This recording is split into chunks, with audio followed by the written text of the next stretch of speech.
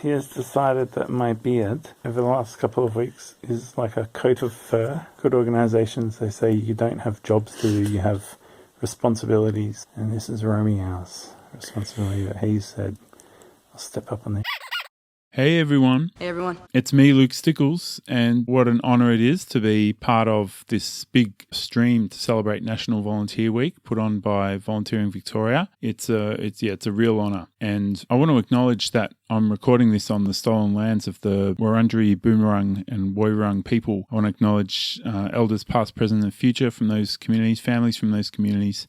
Acknowledge that sovereignty was never ceded, and this is stolen land, always was, always will be Aboriginal land. And any other Indigenous folks listening into this broadcast, acknowledge that I'm on your land. I'm sorry. I'll do what I can. Let me know what work needs to be done. Where's the urgent work? And I'd love a chance to participate in that and decolonize my life and my practice and be a better ally at all times. Now, my name's Luke Stickels. As I said, I'm a comedian, a host, a facilitator and an educator. I've worked at over 8 universities and marked over 1 million words, been a professional writer, done a lot of political campaigning and communication stuff for a bunch of organisations, some political parties, some unions, and some community organisations that just want to create something better. And that's brought me into so much contact with amazing volunteers, amazing volunteer programs run by amazing people. And what a great, such an enlivening thing that connects me to the community and gives me a great sense of participating in something shared. Since then, I've sort of pivoted into direct action, independent media and public broadcasting, and that's involved the media and some comedy as well, because I saw Captain Snooze, Rod Quantock, quell a crowd at the East-West Link rally once when speeches had gone on way too long. And I saw him just make one joke and instantly get the audience back. I see your 1 to 2 showers a day, Luke, and it's frankly not enough. Before I did any of that, of course, I was this 18th century Italian count.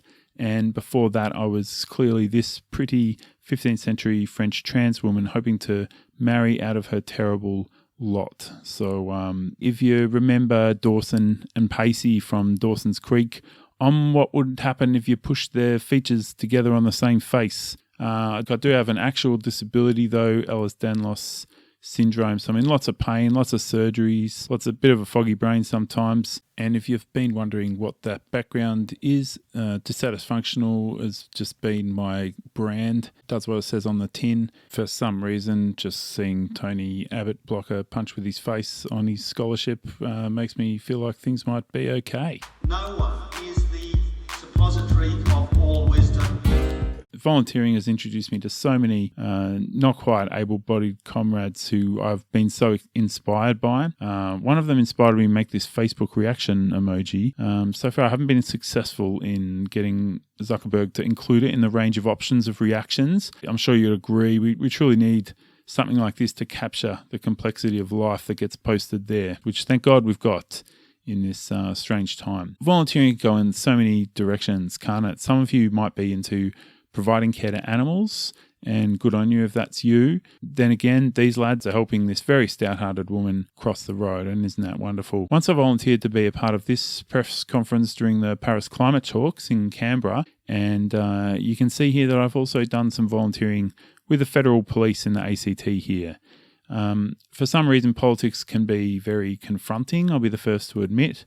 So if you prefer to volunteer helping people eat, lead rich lives, get about their day, make up for some of the social disadvantage they experience, well, I can only respect that, of course. Good on you. Now, hope you're going all right with the corona lockdown.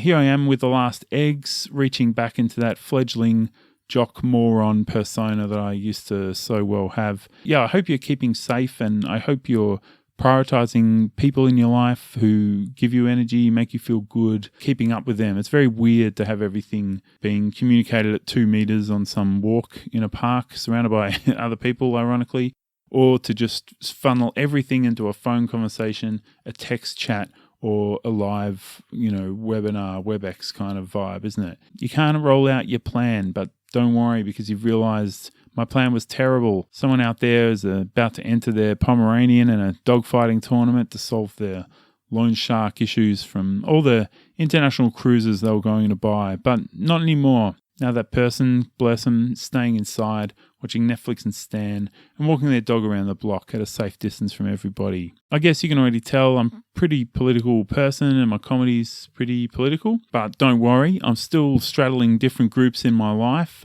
For example, if someone says to me, "It's on," about half of those people have met someone and the other half, an election has been called. So it really depends where people kind of put their priorities there. Who am I to say he's wrong? You know, everyone knows cats have like 8 senses compared to our 4. I say defer to the wisdom of the animals. Now, look, the main idea in volunteering for me is service and solidarity. The idea that we can accomplish so much together, or alternatively, sit apart from each other, stewing over how hard everything is, or waiting for some hero to come along who's always defined as someone else who we imagine to be better than us or more capable, or for some reason it's more convenient for them. That person doesn't really exist, do they? If you're a volunteer, or if you're in a volunteer organization, or if you're running a volunteer program, you already know the rhetorical questions, if not you, then who? If not now, then when? I've been so inspired by young people. You know, we've had Greta out there, and I think we might try and hear a bit from Greta. Thanks a lot, you idiot. Thanks a lot, Rachel. Thanks a lot. It's not charging my iPad and it's all your fault. I hope you're happy because I've told Mom. Okay, well, that was not Greta. Okay, I'll work on finding the right clip. Just bear with me there. I sit on chairs backwards. Sometimes I use the men's. I'm going to be on the wrong side of history and I'm going to vote no. I sometimes use the men and I'm voting no. Use the men's. Sometimes use the men. Sometimes I use the men. Hey, don't we all? I also put down the horses. One of the great things I love about volunteering is identifying with a group of people, and because you're sort of led by your values, you come to get a sense that the other people in that group or organization or project, that they have similar values to you. And for me, it was a surprise. Like the first time I was like, what is this feeling? It's a part of me relaxing. It's a part of my defensiveness coming down, where I don't have to worry that my dear friend is going to say something deeply upsetting. Yeah, he's taking action on something that matters to him, and good on him. Currently, I'm volunteering at Triple R and got an amazing manager there. She has so many qualities that make her such a great volunteer manager, and I see her managing me, and I love the way she manages me. And yeah, she's just got great character and great judgment, figuring people out. And then also just to gain so many friends outside of my kind of immediate demographic. So friends who are much older than me, friends who are much younger than me, people from really different walks of life, but you just connect on those values that brought you to that place. There's not a joke there. I just think it's really cool. One of the things I love about comedy is the way that common understandings that are funny can bind an in-group. So I sort of drill myself by thinking and worrying about what kind of world we're going to leave to Rupert Murdoch's descendants. Versus some comedy that's even helpful with someone who's not in your in-group, someone who thinks very differently to you, but you can use jokes to smooth over substantive differences. The rich are going to fund the saving of the earth. They're going to come up with the technological innovations, and that's really important. A bit like our parents, they've got undue influence over our lives.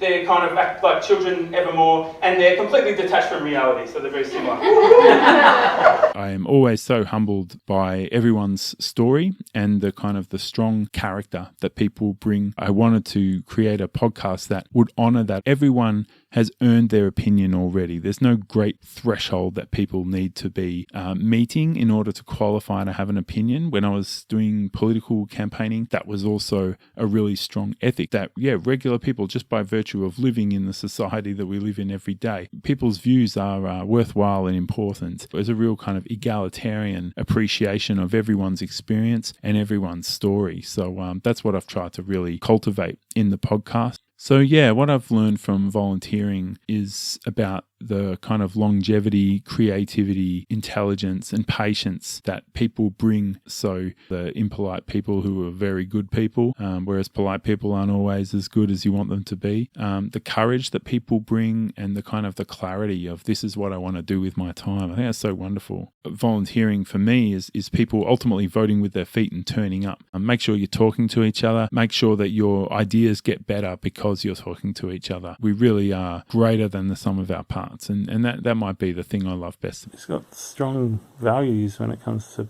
being cloned.